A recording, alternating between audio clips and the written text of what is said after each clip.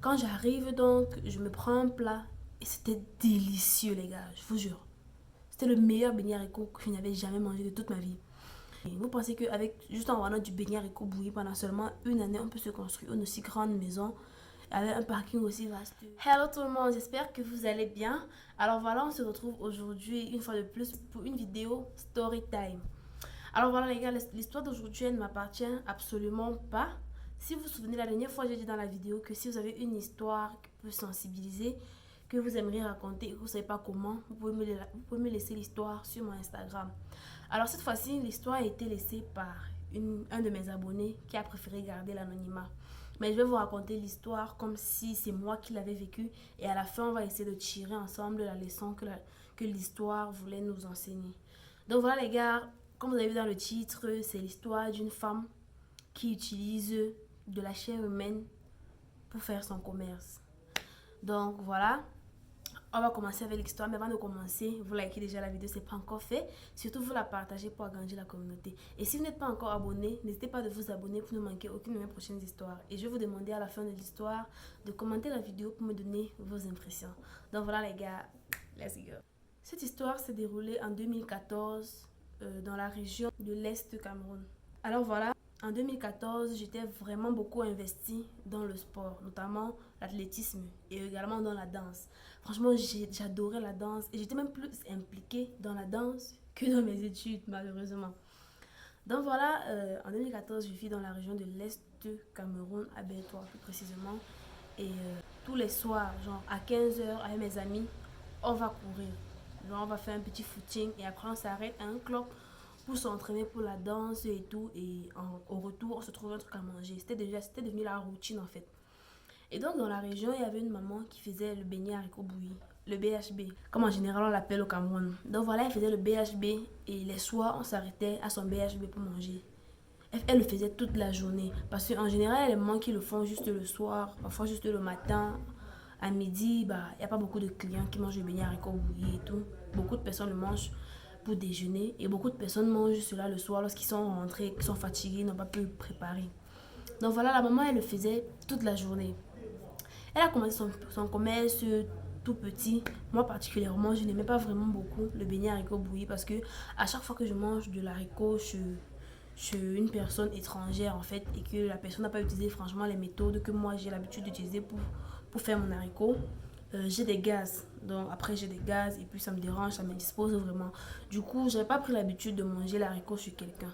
Encore moins le beignet parce que vous savez à quel point il y a des personnes qui sont pas vraiment hygiéniques lorsqu'ils font certaines choses. Du coup, moi je préférais ne pas manger comme mes amis partaient manger. Elle avait juste un petit hangar, un carabote dans lequel elle faisait ses beignets et tout. Et puis, le temps a passé. Quelques mois plus tard, quand on revient, elle avait changé d'endroit. Mais elle avait pris un endroit juste en face du hangar où elle vendait son beignet haricot avant. Donc voilà l'endroit où elle vendait dorénavant ses beignets. C'était le parking. C'était ni plus ni moins que le parking de sa nouvelle maison qu'elle avait réussi à construire grâce à son petit commerce. Normalement, elle avait construit une vaste maison dans une grande barrière et elle avait un parking assez grand pour pouvoir contenir plusieurs camions. Vous voyez? Et puis son commerce devenait de plus en plus florissant. Il y avait même des chauffeurs camions. Parce que vous savez, dans la région de l'Est, il y a des gens qui sont là juste, comment dire, les gens qu'on appelle communément les transporteurs. Genre, ils ont des camions et ils transportent de la marchandise d'une région à l'autre. Et en général, quand ils vont à l'extrême nord, ils passent par l'Est et tout. Donc voilà, ces conducteurs de camions s'arrêtaient chez elle. Tout le monde la connaissait dans la zone. Même ceux qui ne faisaient que passer commençaient à la connaître en fait. Donc son business est devenu florissant. On a commencé à entendre parler d'elle et tout. Et puis un soir quand je rentrais, mes amis parlaient tellement de son beignet haricot bouilli que je me suis dit, bah tiens, on va goûter. Quand j'arrive donc, je me prends un plat et c'était délicieux les gars, je vous jure. C'était le meilleur beignet haricot que je n'avais jamais mangé de toute ma vie. Donc voilà, je me suis directement abonnée à elle et puis tous les soirs quand je rentrais de mon footing, je m'arrêtais là-bas pour manger le fameux beignet haricot bouilli. Il y avait des fois quand tu arrivais, c'était tellement saturé. Il y avait des voitures, des camions dans son parking. Euh, dans l'endroit qu'elle avait réservé pour s'asseoir, c'était plein. Il y avait pas de place pour s'asseoir. Et même malgré cela, on en avait tellement envie qu'on faisait la file d'attente. Il y avait parfois une très longue file d'attente. Donc, elle était toujours au fourneau, toujours en train de travailler. Mais bizarrement, elle travaillait toujours toute seule. Donc voilà, elle n'avait pas d'employé, personne. La seule personne qui l'aidait souvent, c'était son petit garçon. Et le travail du petit garçon était juste d'accueillir les clients, les faire asseoir, ramasser les plats sales et partir laver, vous voyez un peu. Donc voilà les gars, on arrive donc chez la maman. On arrive chez elle, c'est saturé. Il y a une longue file d'attente. On est obligé d'attendre dans la file et tout pour pouvoir manger le beignet. Et puis, certaines femmes ont vu comment il y avait une très longue file d'attente devant chez elles. Elles ont donc ouvert leur petit business à côté. Elles sont venues, ils ont commencé à faire le beignet haricot également, histoire de s'aimer la concurrence, vous voyez, et de pouvoir récolter les clients qui vont chez elles et qui ne peuvent pas être servis à temps. Et donc voilà, il y a des mamans qui sont venues, elles ont ouvert leur petit hangar de beignet haricot bouilli, mais elles ont dû fermer juste quelques semaines plus tard parce qu'elles n'arrivaient pas à faire du bénéfice. C'était à peine si elles réussissaient à récupérer l'argent, l'argent du capital en fait. Elles ont dû fermer parce que tout le monde partait chez maman Suzy, comme on l'appelait. Tout le monde partait là-bas, il n'y avait personne. Si tu avais à goûter son beignet, tu ne pouvais pas aller ailleurs en fait. Son haricot surtout, tu ne pouvais pas aller ailleurs. Donc voilà, on arrive là-bas un jour, c'est saturé, on est obligé de partir acheter ailleurs en fait. On va chez la maman et puis elle commence à attirer notre attention, elle commence à nous dire que vous pensez que le beignet que vous mangez là est simple, vous pensez que c'est normal qu'elle ait autant de clients et que nous on n'ait rien. Vous pensez qu'avec juste en vendant du beignet haricot bouilli pendant seulement une année, on peut se construire une aussi grande maison avec un parking aussi vaste. Et puis les mamans d'à côté, elles essaient d'attirer notre attention et puis à l'époque on se disait bah voilà, c'est juste la concurrence, si vous n'arrivez pas à faire autant qu'elle, vous allez toujours essayer de la rabaisser pour essayer de vous attirer les grâces de ses clients et tout. Donc, quand elles ont raconté cette histoire, nous, on n'était pas vraiment trop engagés, vous voyez un peu. Et puis, on arrive donc chez maman Suzy, une autre fois. Il n'y avait pas beaucoup de monde. Parce que apparemment les beignets étaient finis, vous voyez. On est donc arrivé, on demande au petit garçon, où est ta mère?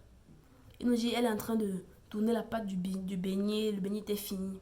Et puis ils sont restés là à patienter, 30 minutes, elle n'était pas là, 45 minutes, elle n'était pas là, une heure de temps, elle n'était pas là, et le petit garçon n'était plus là. Et on a donc pris l'initiative d'entrer et comment dire, de lui mettre la pression, vous voyez, parce que ça ne peut pas prendre autant de temps juste pour tourner la pâte d'un beignet. Et tellement on aimait son beignet qu'on était devenu un peu comme accro. On avait tout le temps envie d'aller acheter, vous voyez. On entre donc à l'intérieur et puis on retrouve la maman en train de découper de la chair humaine. De la chair humaine. Elle avait des jambes.